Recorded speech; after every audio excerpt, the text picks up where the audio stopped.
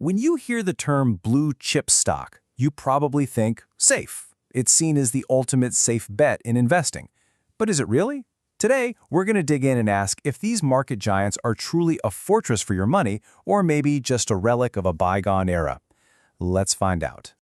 So let's start with a bit of a puzzle. What on earth do high-stakes poker and the stock market have in common? It sounds a little random, right? Well, the answer actually lies in the origin story of one of finance's most famous terms.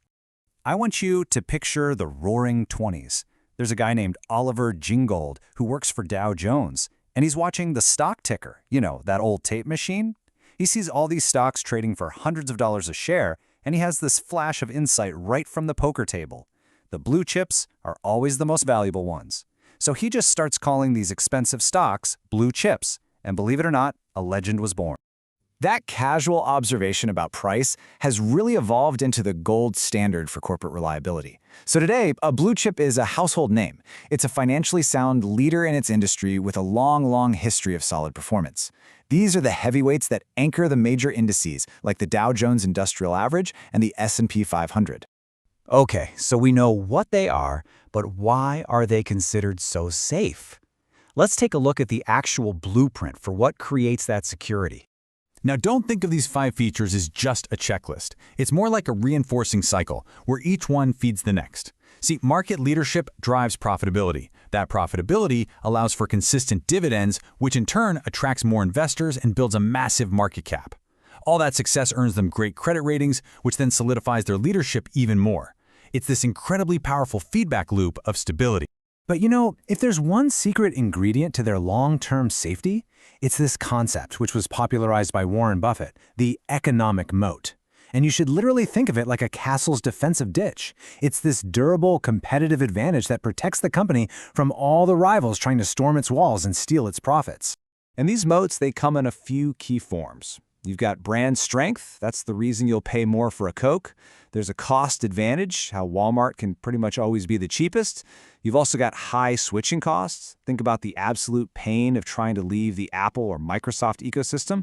And finally, there are intangible assets, things like a drug company's patent. These are the deep defenses that protect a blue chip's bottom line. And the proof really is in their history. During times of market panic, I'm talking about the 2008 financial crisis or the global pandemic in 2020, investors don't run from these companies. They run to them. They are seen as a safe harbor in a storm, a flight to quality when uncertainty is through the roof.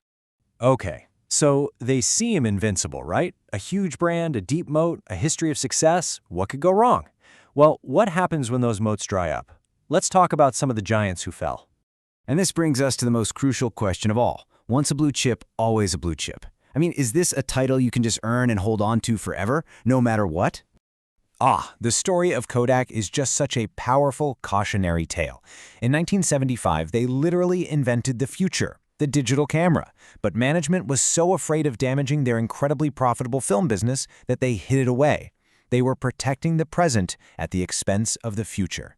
By the time they finally gave up on film cameras, it was way too late, and bankruptcy was pretty much inevitable.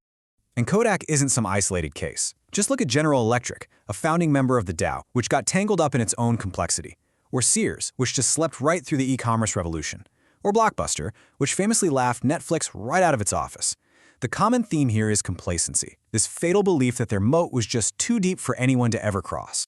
So the crucial point here is that safety isn't an absolute guarantee. It is always relative. And to really understand blue chips, we need to place them in the context of the broader investment world. A great comparison is with small-cap stocks. Blue chips are kind of like battleships. They're stable, they're less rocked by economic waves like interest rate changes, and they perform well when investors are nervous. Small caps, on the other hand, are like speedboats. They're more sensitive and get tossed around more in a downturn, but they're also nimbler and often rebound much faster when a recovery begins. It's that classic trade-off between stability and growth potential. We can actually measure this trade-off with something called the Sharpe Ratio. It sounds technical, but it's simple. A higher number means you're getting more return for the level of risk you take. Now, while investment-grade bonds are technically the safest by this measure, just notice the difference between the stocks. Blue chips give you a much better bang for your buck, risk-wise, compared to their more volatile small-cap cousins. But here's the thing. Market volatility isn't the only risk. There's a quieter, more insidious danger out there. And this number, negative 50%, represents the slow, silent killer of wealth, inflation. Even a modest 3% inflation rate can cut the real purchasing power of your money in half over the course of 24 years. This means that even the safest government bonds can be a losing bet in real terms.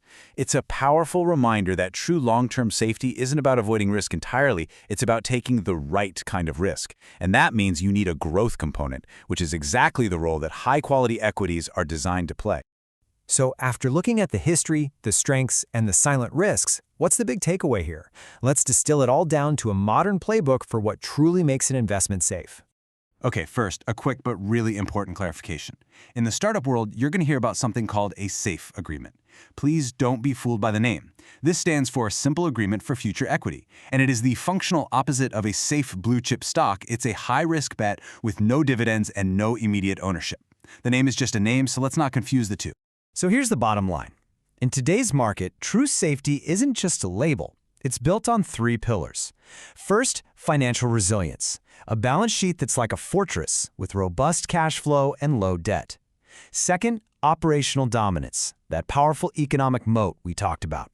And third, historical validation, a long, proven track record of rewarding shareholders, like the famous dividend aristocrats who have raised their dividends for over 25 straight years.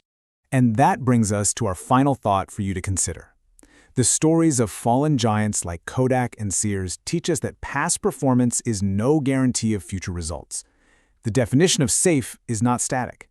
So the question to ask yourself is this: is your portfolio built for the resilience required for the future, or is it just relying on the history of the past?